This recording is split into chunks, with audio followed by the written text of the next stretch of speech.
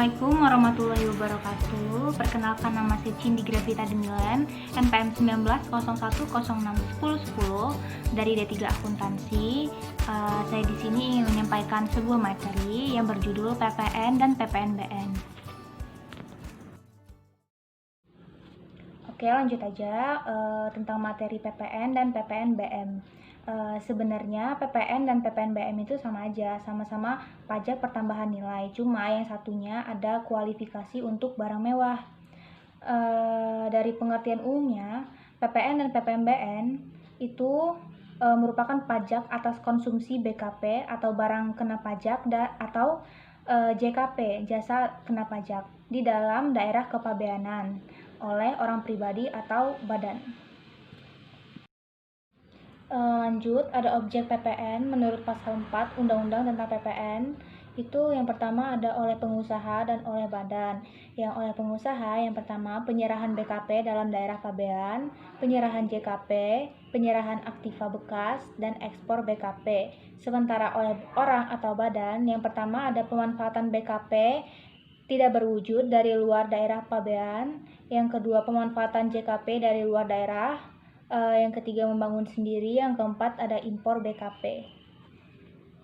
Lanjut, BKP itu merupakan barang kena pokok menurut pasal 1 ayat 2 dan 3. BKP itu ada dua jenis, yaitu barang berwujud dan tak berwujud. Barang berwujud itu dikenakan dua jenis lagi, yaitu barang bergerak dan barang tak bergerak. Intinya, semua jenis barang pada prinsipnya merupakan BKP, kecuali yang ditentukan oleh Undang-Undang PPN. Dan yang lanjut, bukan BKP itu diatur dari pasal 4A ayat 2, bisa dilihat sendiri. Itu ditetapkan lebih lanjut dengan PP nomor 144 tahun 2000. Yang selanjutnya ada penyerahan BKP, pasal 1A ayat 1. Ada 7 poin. Selanjutnya ada hal yang tidak termasuk penyerahan BKP. Menurut pasal 1 ayat 2, yang pertama adalah penyerahan BKP kepada makelar, sebagaimana dimaksud dalam KUHD. Yang kedua, penyerahan BKP untuk jaminan utang piutang. Yang ketiga, penyerahan BKP dari pusat ke cabang atau sebaliknya, dan penyerahan antar cabang dalam hal PKP memperoleh izin pemusatan tempat pajak terutang. Dan next ada JKP atau jasa kena pajak.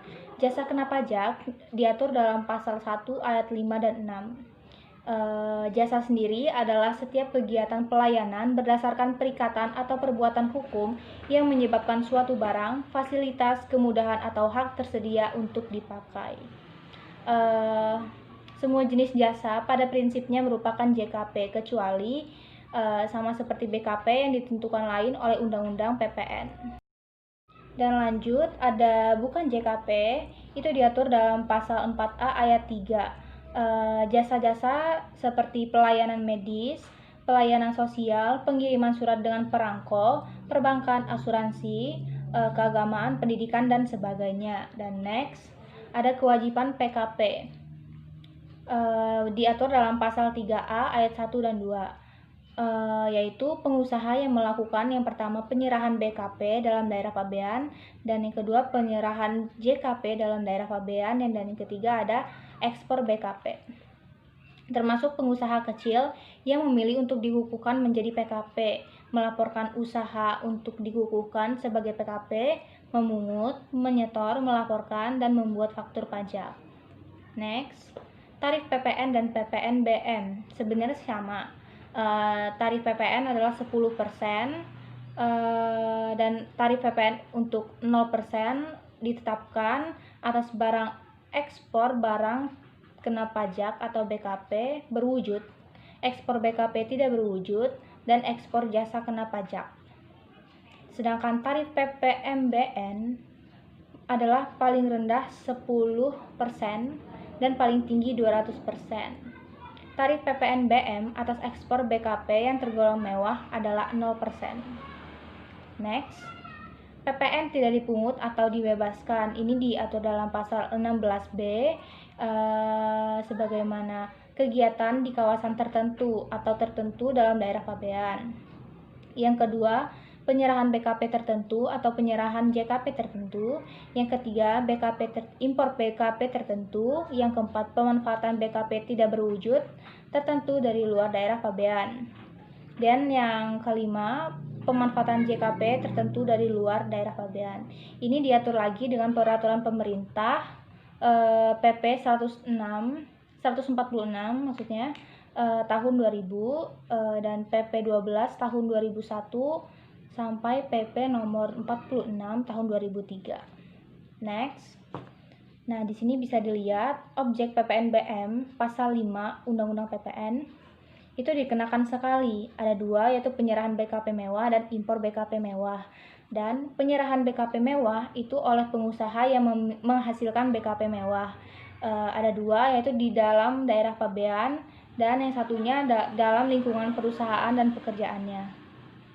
Next, tempat-tempat pembayaran pajak. Ini bisa dilakukan di pos, di kantor pos dan giro, bank pemerintah kecuali BTN, Bank Pembangunan Daerah, Bank Devisa, bank-bank lain yang menerima setoran pajak, dan langsung bisa di kantor Direktorat Jenderal Bea dan Cukai, khusus untuk impor tanpa LKP. Next. Nah, di sini ada latihan soal.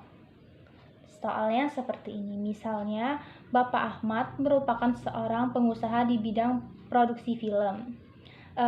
Pada suatu saat, beliau membeli sebuah mobil sport mewah dengan harga 900 juta. Berdasarkan DPP, mobil tersebut terkena tarif PPNBM sebesar 40%. Lalu, berapakah nilai yang harus dibayar Bapak Ahmad untuk membawa mobilnya masuk ke Indonesia? Nah, ini perhitungannya seperti ini. PPN itu sama dengan tarif PPN dikali harga barang dikurang dengan PPNBM. Tadi PPN-nya itu kan 10%, lalu dikali dengan 900 juta itu harga barangnya, dan PPNBM kan tadi 40%, jadi dikali dengan harga barangnya tadi, jadi 10% dikali dengan 900 juta dikurang 360 juta, itu PPN 10% dikali 540 juta, jadi PPN-nya 54 juta. Berarti total harga mobil yang harus dibayarkan Pak Ahmad itu harga mobil, PPN, dan PPNBM-nya. Jadi sekitar 1.314 juta. Kurang lebih seperti itu.